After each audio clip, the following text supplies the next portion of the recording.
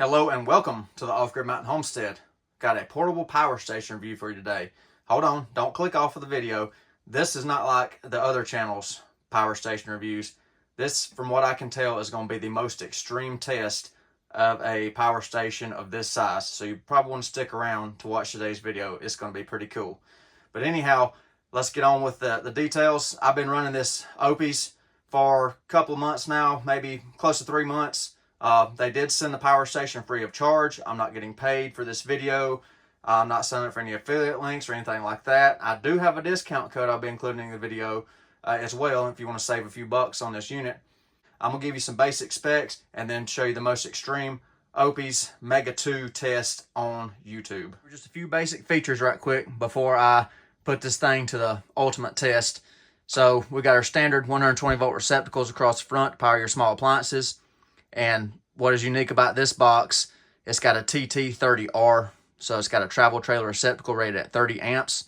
And this box has a 2500 watt pure sine inverter. It will surge up to 5400 watts, which is pretty cool. Got your standard DC ports in the front for your phone charging, tablet charging, things like that. DC ports, DC activation button there, inverter activation button right here. Got your internet techie stuff if you like that. I personally don't use any apps for these power stations, anything like that. I'm old school. So, just your basic stuff right here. Let me show you a few more things. Another thing I think that makes this box a great unit, great portable power station, it's got an expandable battery pack. So you can stack up to 10 kilowatts of energy storage with this machine using Oupes B2 battery systems. So this could be a great standalone unit for RVs, for the van life people, and even the car life people. This would be a great unit. And it's lightweight. It's 48.5 pounds as it sits, so it's not very heavy. It's got nice handles to move it, plenty of room for your hands to grab it. Easy one-person carry, no problem with that at all. It's got lithium iron phosphate batteries. It's a 51.2 volt pack, so I like that it's a nominal 48 volt system, a little bit more efficient, so that's nice as well. Here to the charging side of the power station. We've got our PV input through an Anderson connector, and we have our grid or AC in right here. And this unit does support emergency power supply. It's not a true UPS because it does not have a 0 millisecond switchover. It's got a 20 millisecond switchover time, but that would be sufficient for your refrigerators, your freezers, essential items like that, CPAPs and other things. But this unit can take up to 2100 watts through the solar, and it's got an MPPT controller able to track between 18 and 140 volts with 150 volt DC max. And then the AC side can charge at 1600 watts on high, and it's also got a low switch where you can charge it slower at 800 watts. So combined, you can have this machine from 0 to 100% in a little over half an hour, which if you need a quick charge, that's awesome. I don't charge my batteries that fast personally, but if you need to rip a charge into it, it can do it. And for today's extreme test, you can see I have a TT30P plugged into the TT30R receptacle. And let me show you where this cord's going. So let me just give you a view of where this cord's going so no funny business is going on. So there's the TT30R. I got the excess sitting right here in the bench. Comes back here. Let me get you a shot of this out the window. Going right into my shore power. So we're going to feed shore power in the bypass mode on this Ames inverter. So the Ames inverter will not be in play. I've got the charger at 0, so no charging. It's going to be straight pass through from the power station into the inverter. And from the inverter, 120 circuit in the RV to this Dometic 13.5K BTU 120 volt air conditioner. And for reference, it is 80 degrees, so it's going to have a good hard load on it. All right, so I'm going to turn the Ames inverter on. It's going to bypass, shore power bypass from the Oupes. So we'll see this light come on, which is the shore generator power. We're not going to be using the inverter. So I'm going to turn the Ames power inverter on. You heard the microwave beep. So see, we're on shore or generator power. We're not using the Ames inverter. This is straight bypass from the Oupes. So we're putting in 121 volts, 61 hertz, So I'll put an oscilloscope on this unit as well when I put the Domatic rooftop air conditioner on it. So, and then power right here is just from lights, things like that. And the charge controller going to the batteries that has nothing to do with what we're doing right now. So as you can see, the Oupes is putting out 21 watts to go through the circuitry in the Ames inverter. There's no load. So let me turn on the fan on the AC unit first, just fan only, so we can get a baseline load of the fan, and then you can see what the compressor is going to do. So here goes the fan on low speed.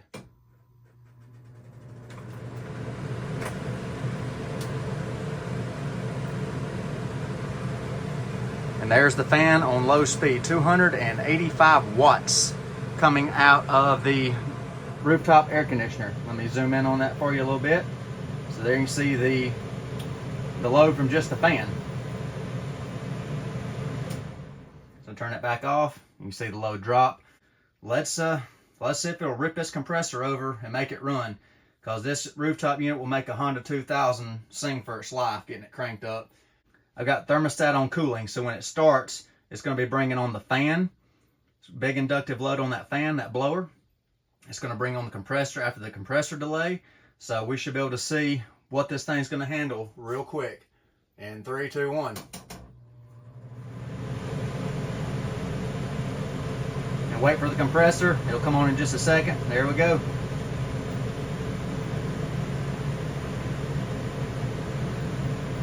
Well, it cranked it up pretty good without a hitch.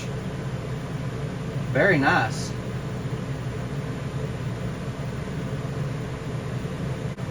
Starting to get a little bit more load on the AC now after it's running for a couple of minutes. The refrigerant's starting to absorb heat, so we're loading the compressor up a little bit more now. So we'll see what it tops off at, and I'll be right back with you. Alright, so I'm nearing peak load on the rooftop unit. 1430, 1440 watts is where it's stabilized at. So you can see we've lost a good bit of capacity already, which that rooftop AC unit's very hungry. But you can see the sine wave right here. Very clean sine wave for this unit under such a load. So I'm going to zoom in a little bit for you on that. Get you a little closer view of the sine wave. Very nice, considering it's a portable power station inverter. That is very, very nice sine wave. So put that back right there so you can watch that a little bit too. So very nice, clean power considering that compressor that it's running. I like that. That rooftop unit's hungry. It cools this place down in just a second. Just for reference, it's running. No funny business. Look at, she's ripping some heat out. Nice. It's pretty good. The compressor just kicked off. It was 99%. It took 11% of the power to get the RV cooled down from 80 to 70 degrees. I know you wanted to see more than 1400 watts. So I'm going to turn the charger back on this inverter because I had it turned off, and then we'll ramp it up and try to put the Oupes into a bigger load.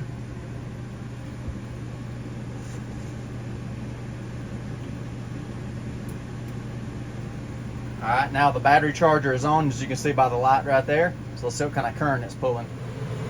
500 watts. That's with the rooftop AC fan plus the charger on the Ames. So I'm going to go turn the charging current up on the Ames.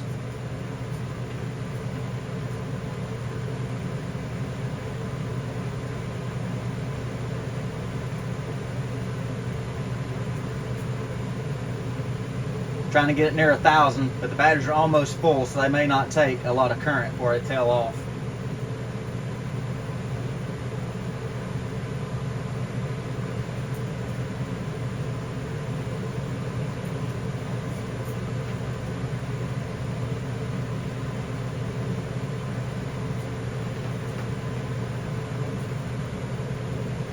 That's about all they'll take, because we're nearing full charge on the lithium battery bank in the RV. So now let's turn the AC back on with the existing 700 watt load and see what happens.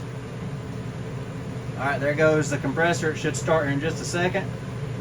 We'll see if it'll run the compressor plus the battery charger. There we go. Now that's a load. Well, she's ramping up now. Oh, there we go. Cooling fans came on the Oupes. Oh, it is blowing some air out now. She got a load on her. Performing well. Very, very nice. Get a little more noise in the sine wave now, and that's from the charger right there. Just the power factor on the charger, a little bit of leading and lagging on the switch mode battery charger. So I'll go shut that off, and then the sine wave should clean right back up.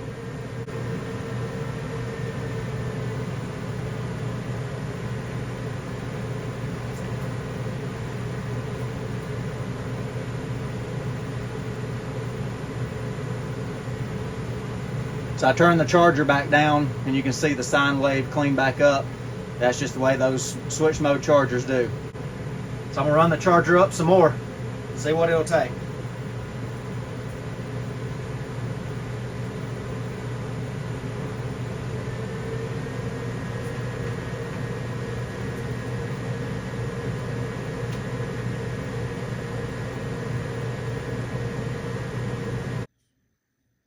Well, that's enough power drained out of that, because I don't have a line to the coal plant or the natural gas plant or the hydro plant. I got to make it all back up on my own with my PV. So that's enough draining for today. Let me turn the inverter off. Should drop our wattage down to 0. No draw out of the unit. Nice. Well, that was a fun little test, wasn't it, everybody? Let me recover some of that energy that I just dumped in there. Let me turn the main system back on, and then we'll check the charge rate. There goes the inverter. So let's plug this in and see what she charges at. So I'm gonna recover some of that juice I just dumped back into the off-grid RV battery bank, back into the Oupes, recharge it, do it all over again for another test for you folks. Let's see what she ramps up to. Watch it ramp right here. That's our input.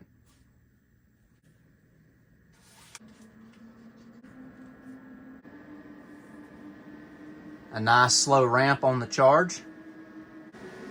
So I hope y'all enjoyed that little test running the Oupes on the 13.5K BTU RV rooftop air conditioner. So I'm charging the Oupes back up for a rainy day, because I always try to keep my power boxes topped off. Hope that proves that this unit will run an RV air conditioner. That's pretty impressive on a portable power station. Yes, you would need extra batteries, because this is only a little over 2 kilowatts to get you through a night. So you'd have to add a couple of B2 packs, something like that, maybe 3 of the B2 packs that goes with this unit.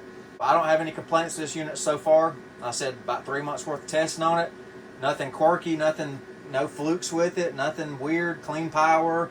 I can't think of anything to really knock it on at this point. Now, of course, I'm going to continue testing it, and we'll update you as the tests progress. But if you want to save 5% on this machine, I'm going to have a coupon code right here. Use this coupon code right here on Oupes' website. That'll get you 5% off this unit. I don't earn anything off this coupon code, but that will save you 5%. Check it out. I'm going to bring you more videos on this machine. It's a great machine. Great for job sites, van life people, RV people. You could save a lot of time with this unit instead of doing a whole build out like I did in the off-grid RV. You could just get this unit, stack you some batteries with it, and you would have a capable machine almost equivalent to the Ames inverter that I have in this off-grid RV. It's a very compact package, very nice. I'm going to continue testing it. What do you want to see? Let me know in the comments.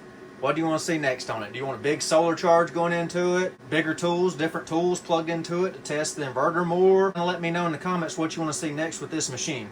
I've run it through all its paces, but I want to know what you want to see with it next. So if you don't mind, let me know in the comments.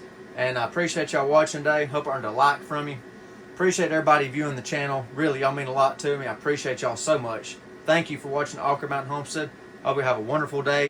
And Oupes, thank you very much. This is a wonderful machine. Y'all get 2 thumbs up. This is a good one.